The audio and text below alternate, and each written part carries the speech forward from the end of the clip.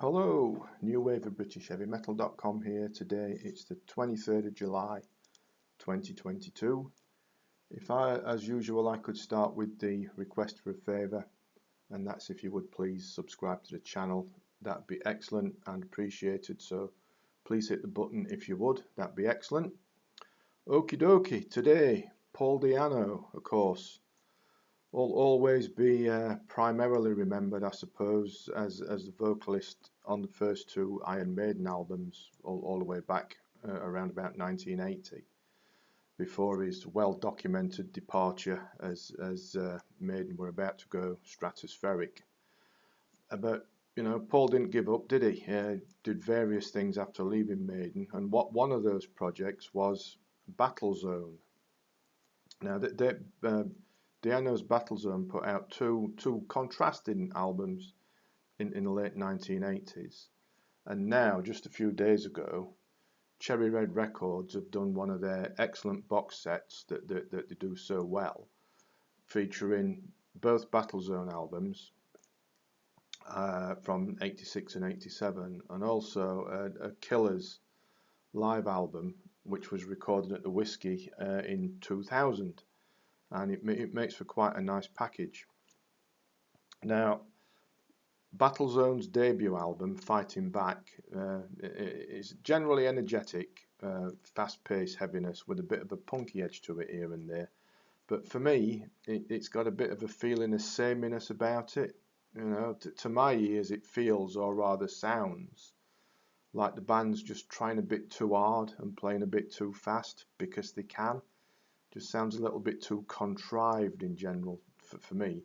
Paul's vocals can't be faulted. He's on point, very energetic performance and got quite some range. Puts in 100%, you know, no problem there. But for me, for the most part, Fighting Back is rather generic. The title track, Welcome to the Battlezone, and War Child, for example, being somewhat indistinguishable. That said, it's not all like that. In the Darkness has a nice up-tempo chugging riff and feel about it, which is a bit of a step up on what's come before.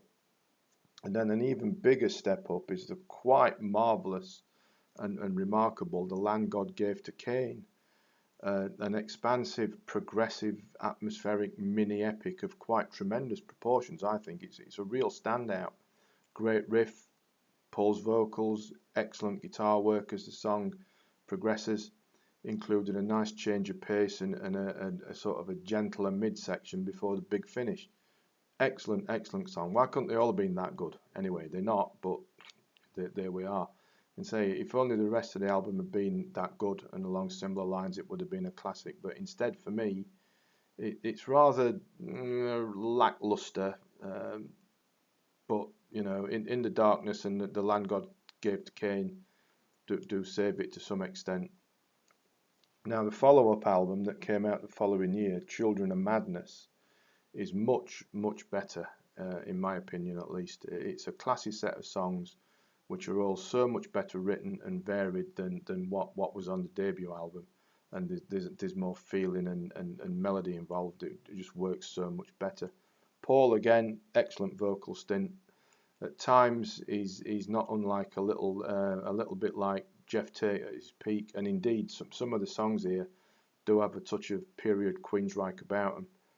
Rip It Up is a snorting opener. The title track goes a bit prog metal in a similar way to the aforementioned Land God Gave to Cain, though being a bit more restrained.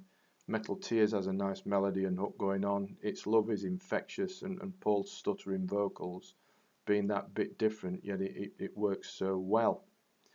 So say that Children of Madness, much better in my opinion than Fighting Back, and it's a shame that it did fall apart for Battlezone after Children of Madness, as surely had they been able to stay together and put something along similar lines out as a third album, surely that would have made a big difference, but it didn't, unfortunately. The live album from 2000, so recorded at the Whiskey, gives a band with an energetic performance, and it sprinkles in some early Maiden stuff as well.